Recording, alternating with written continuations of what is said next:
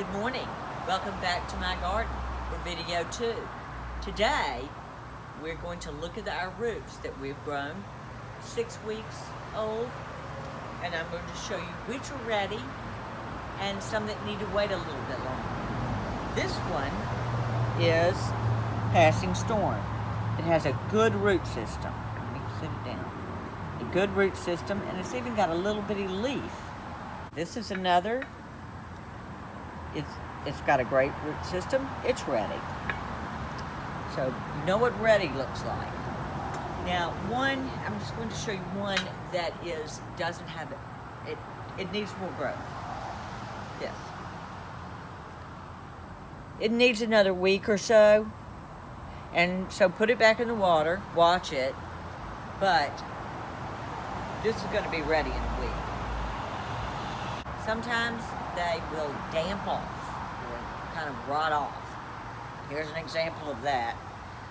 You know, it was doing great, and then it just turned to slime and just dried up overnight, and I've lost it.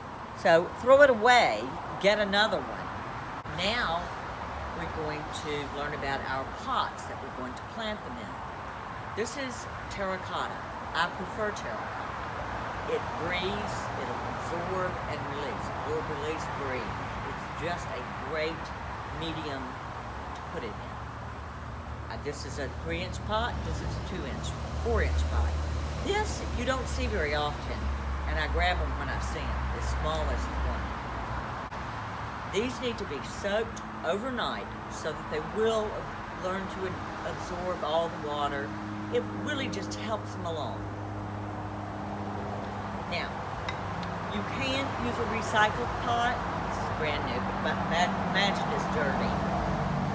Just in the bucket of water that you soak your good pot in overnight, put it in that with a little bit of Clorox, and then you have no problem getting your green scrub brush, getting it off. Now, we're going to learn about our potting mixture. I use a soilless mixture. It is potting mix. It's by Miracle Pro. Every company makes one. Pro Mix are sometimes called. They're organic matter. They are not dirt out of your garden. They are soilless soil. And here it is. This is straight out of the bag. See, it's very peaty. It has some perlite in it, but not much. I've got to have more perlite than that because I insist on good drainage. And that is a trick to the begonias. They need good drainage. So what I do is I add perlite. It is a porous, airy, light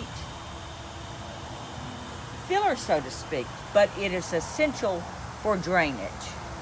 This is my potting soil that I mix up, as you can see. It is nothing more than the potting soil and perlite. You can see how much perlite I have in there. That's a lot, but I'm going to get good drainage from this. Now we have your container that's been conditioned. What you need now is a screen to cover this hole. Otherwise, if you don't, all the dirt's going to run out the bottom.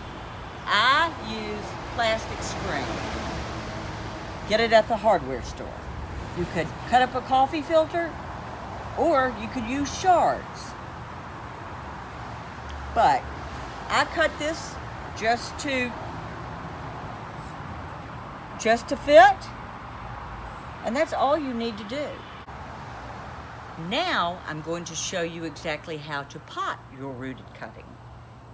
It's very simple. You have your screen in place. Take the potting mix. Fill that. I don't go all the way up because I'm going to fill in, because what I want this not to be too high, not to be too low. That's a little low. So I'm going to add a little more. And then I'm going to make a little indentation. Sometimes you have to do that. And that looks perfect. The roots are covered. They're not too covered. And I'm going to put a little more soil around it. And what I'm going to do is this. You can tap it, and that will help get rid of some air bubbles if there are. But tamp around the circumference of your container. Just like that. You make like a little watering well. Now, even this out, not even it out, but straighten it out so that it's sightly. We don't want it unsightly. And there, it is potted. There you go. Now our soil is full, it's tamped down, it has enough around the edge for a little well for water.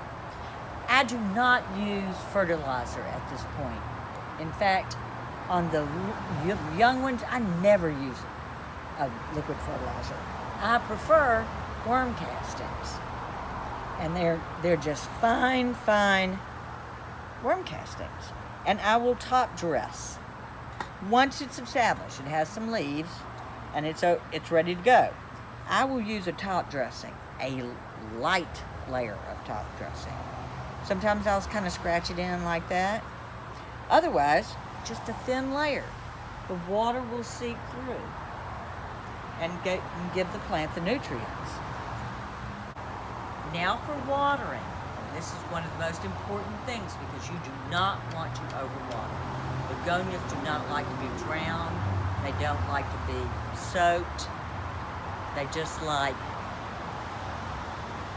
They like to get wet when they need to get wet. They like to dry out a little. You can tell that by looking at the top. It'll get a little crusty because you have so much perlite in it. You can stick your finger in it and feel. I will not water this again until it needs it. I will put it aside, but I will watch it. You know, if you want to put it on a schedule, I'd say every other day. And sometimes the bigger ones don't need it that often. And then it rains and you don't have to do it at all. But for the little ones, they need to drain, so they don't need much water.